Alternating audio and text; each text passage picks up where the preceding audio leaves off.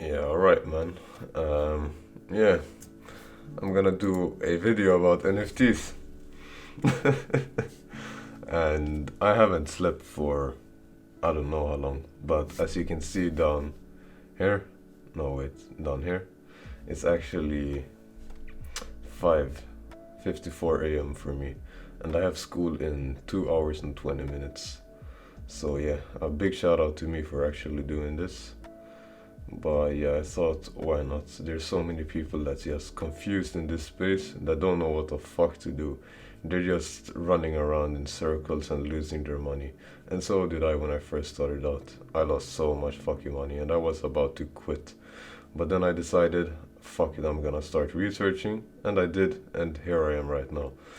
So basically, today I'm just going to show you how to minimize your losses, basically, maximize profits and lose your sanity due to insane amounts of research. Yay. Now, but hopefully I can spare you some time from all the research. Join my Patreon, by the way. Currently got no patrons, but just started it, so feel free to join. Will be, yeah, you'll see for yourself. And basically, where to start? So where do you actually start? And that's a really good question when you first come into the space, because there's so much information, like a lot of overwhelming information. You can go to Instagram and you see Instagram pages with a lot of followers and they just post shit, like pure shit, that won't give you any knowledge, won't make you any money, but will lose you money. So I don't recommend Instagram. So what do I recommend? YouTube, potentially, maybe if you got some more skin.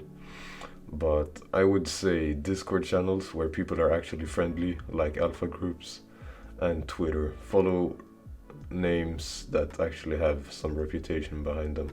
Don't just follow random Twitter pages giving away 10 ETH if you follow them. That and yeah, they just re-upload the same shit over and over. Don't do that. And yeah, also, if you don't know how to set up a wallet, this is probably not the right video for you, but there's shit ton of videos where you can just search how to set up a MetaMask wallet from start to finish, blah blah blah, or Phantom. In this case, as you can see here, I have both, but yeah, I'm mainly using MetaMask because I'm more ETH oriented when it comes to flipping NFTs. And yeah, also you need to know, be cautious when you're in Twitter and Discord, because there's a lot of platforms, or they're really good platforms, but you need to be cautious, as I said, because there's a lot of rug pull projects and scams, especially in the NFT space, because there's so many new people where scammers try to take advantage of that. So be careful of that. And I need to drink, so I'm gonna take the cam away for a second, but I'll keep talking, so just hang in there and I'll be more clear soon. Alright, so where were we?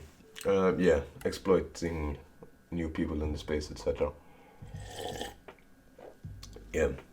So secondly, there's other tools that you could use to track volume of the markets, track whale purchases, etc., etc. And those are mainly Nance and Icy tools and Dunes, probably some others that I don't really remember right now. But I won't go into depth about that right now, because this is a bit more beginner friendly and how to actually get into the space as a start. And then you might wonder, so well, how the fuck do I actually know if a project is good or not? You just say that Instagram projects are bad, blah blah blah blah blah. And yeah, so there's certain projects that are called blue chips, and they're the ones with very good overall development. Like, their teams are solid, they have good roadmaps, and you can actually compare it with other good blue chips, like really solid other projects. And a few ways to indicate if a project is a blue chip, as I said, and if they have a solid roadmap. You can see how they execute their roadmap as well. Like you could see how they execute the whole process. If it's all, what can I say? English is not my primary language, so it's quite weird to just talk kind of a script or not out of no script. I just have some keywords that I'm looking at, so it feels kind of weird. But yeah, the team, most likely, or not most likely, the team has the biggest impact on whether an NFT project is going to do good or bad. So how can you check if a team is actually doing good or if it's a good team? Well, you could see if they're doxed, if they have doxed themselves, like if you know who they are, then you can see what they've done prior to their NFT project, because as quite a lot of people say, which also relates to the NFT space, if you've done good in one aspect in your life, that would most likely go over, or whatever it's called, to the next space. Like success is not just in one part of your life, it's a mindset. So yeah, it's a bonus if they're doxed and if you can see what they've done prior to the NFT project. And yeah, red flags we're coming to now, and that's projects to avoid. And there are certain projects that you want to be careful investing in, of course, unless you know what you're doing exactly from start to finish and you know how you're going to execute your plan. But if you would have known that, you would most likely not watch this video at all. So yeah, jokes aside though, these are typically, not always, I'm not saying always, but typically projects that are shilled by bigger Instagram pages and influencers without being mentioned by any real reputable people in the actual NFT space. And another kind of red flag is how they roll out their pre-sales and whitelists. And what I mean by that is oftentimes quote unquote bad projects, they require a certain amount of what's called Discord levels and invites to get whitelisted. And that's just a big no. That's just nah. Just delete that server. You don't need it, trust me. Well, I'm not gonna say that because there are some projects, I'm not saying that they've done especially good or bad, because I don't know anything about them after, or what's it called? Past release? No. Not past. Yeah, either way. After the release. I just know how they went after Mint. And those are Oxia. They were one of those. And CO1. Same thing. I'm not saying they were bad. I'm just saying I wouldn't personally invest in them for the long term. But I would try to get a whitelist and flip them. So, yeah. And utility, that's also a good thing you need to keep in mind. So what should you really look for utility wise? And as I said, first of all, you need to consider the green flags that I mentioned earlier, because even though a project might have really good utility, if they don't have a good team, solid roadmap, like some twist to their whole project, like it can't be a replica of something else. It just won't work. It won't. So it needs to have the other previous green flags as I mentioned. And if they do that or do have that, then there's a few other things you could look for, considered utility. But yeah, as I said, it doesn't really matter. Fuck man, this is so weird recording, but either way, as I said, there's some things that, like, it doesn't matter if you have certain things. How I'm not my I can't explain, guys. I don't know. It might be the lack of sleep. Because usually I can talk English. Wait, give me 1 second. I need to take something. And the thing I'm taking, it's called snus. It's Swedish. I only have one left. Either way, guys. Enough of that, and let's actually get into the utility. So first of all, there's different types of strategies considered utility, but all of them aren't necessarily good. For example, floor sweeps and airdropped NFTs without any real thought out use case. That's just, not good. Big no-no. And this is basically because of trying to catch less experienced people into the project when looking at their roadmap. And in reality, it's just some BYC ripoff that won't do any good. And yeah, that was my shoulder cracking. I don't have the cam on, I just realized, but yeah, my shoulder crack, yeah. And where were we? Yeah, and those are typically some projects that either go to zero right after mint, they don't even mint out, or they go up slightly in price, like let's say here's mint price, they go up to here, and then they go, here's mint price, they go up maybe here, and then here's like floor, or no floor, the bottom, rock bottom, zero, and they usually go there, or fairly close. And another kind of bad utility, in my opinion, or a really fucking bad utility, is redistributing secondary sales to the community without any twist. Note, without any twist. Because I'm gonna mention it, or I'm gonna talk about it very, very soon. Because this is this kind of just proves that the project, they don't really have any thought out use case of how they're going to expand their project, and how can I explain it, and keep the project's longevity and make it prosper. Yeah, that sounds good, so I'm gonna go with that. But yeah, and of course these are not all or same for everything or all the projects, because there's one project that really stood out to me that actually did this, but they did it with a twist. And that is a project called Project Nanopass. And they came up with this thing called black boxes, which is basically loot boxes that are funded from the secondary sales, but yeah, maybe also their wallets, I don't know exactly, but either way they're redistributing secondary sales from their fees that they gain from OpenSea. And they did it in a really clever way. Actually, let me try to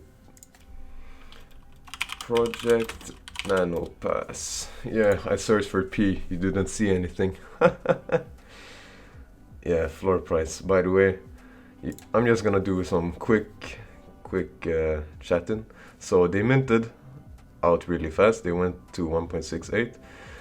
I did a call during my Discord when it was around here, and I remember the floor price was at around 0.6x. It was lower than this.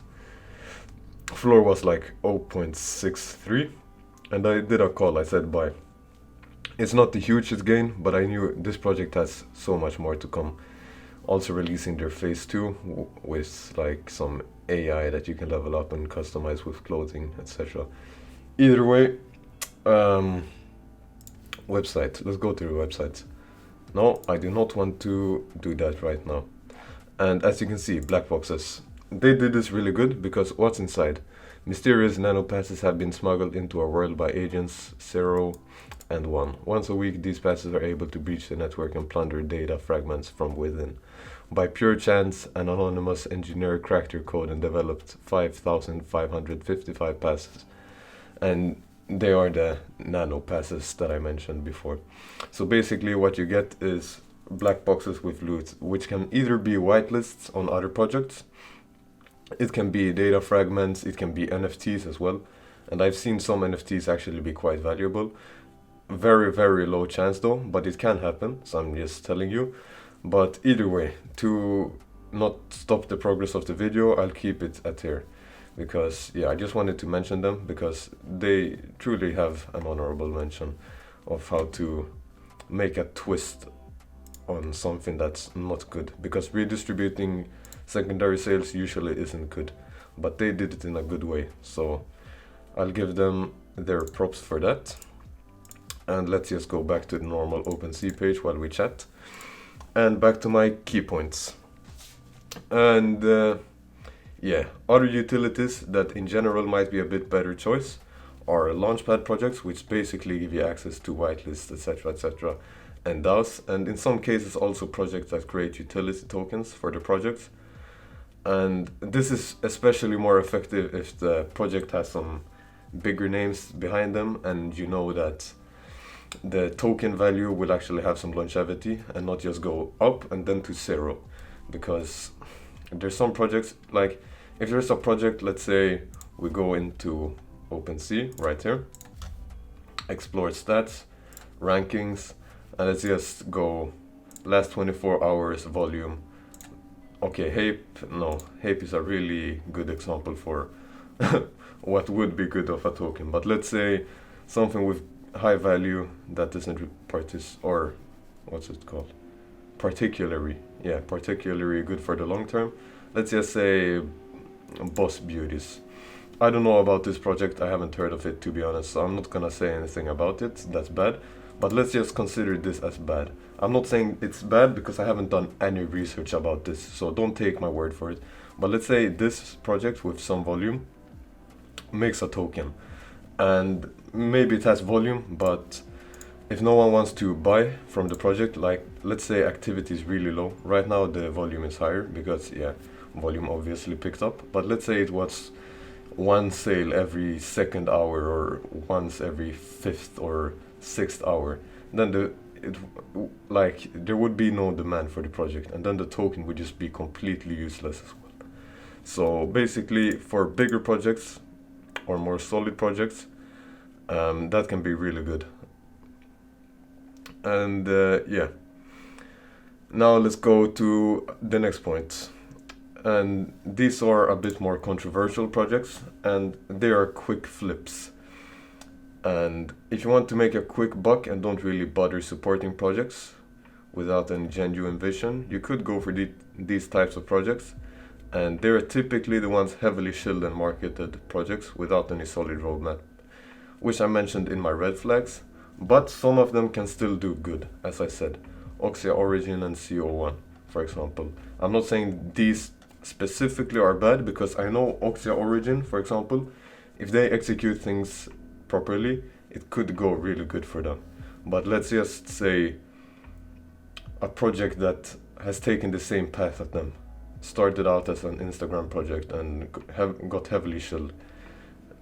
And so these are the ones that typically go up in price a lot during mint and then go straight down after reveal. And since it's a flippers market, you can't really blame people for doing it, because that's what everyone's doing. And at the end of the day, every project you sell at the top most likely will go down, and you're taking the W and handing out somebody else the L. But that's a part of the game, and you just gotta learn and you gotta start adapting to it. So and planning exit and entry strategies. And this is another thing that you must keep in mind. Like, you must keep this in mind. NFTs, they do not behave as cryptocurrencies, especially not as the top 10, top 20, top 30, even top 40, no, I'd say top 30 coins.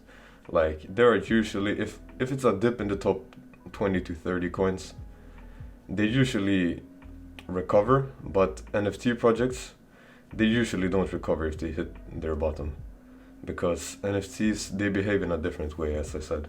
Like, a crypto coin with a really high market cap, they still have a solid team behind them. They didn't come up there for no reason.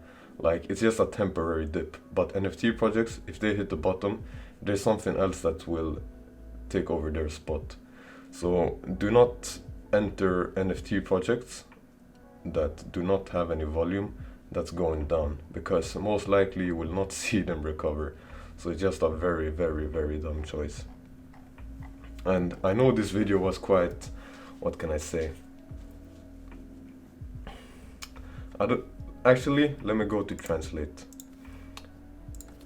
Translate. Flummig. Yeah, it was a pretty mixed up, förvirrande, mazy, baffling video.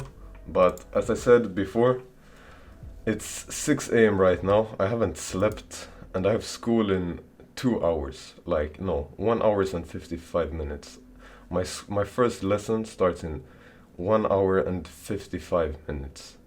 So I've just been waffling shit. But at the same time, I do genuinely think that I've provided some good value. And to sum things up, how do I sum things up? Twitter and Discord are the best platforms to get good information from, but you also need to be very careful when taking information from Discord and Twitter, because there's a lot of shit going out there and people trying to take advantage out of new people, and there's a lot of scams going on. I can make a separate video of that and actually make it more planned out and well executed than this one, so you guys can get some knowledge of how to avoid scams. But basically, do not click links. Make sure to check that the links are the genuine links and not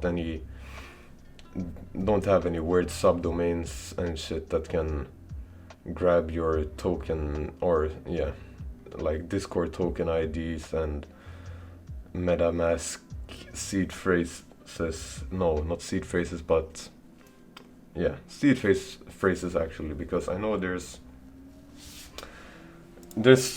so many scams going on, so you can basically never know what's coming up. But be careful, don't click links, do not screen share on Discord, never screen share on Discord, and yeah, basically that. Do not connect your MetaMask or Phantom wallet to any site that you're not familiar with or you know that's legit, because some of them can gather information about your wallet and, what can I say, extract the funds from your wallet. So be careful from that.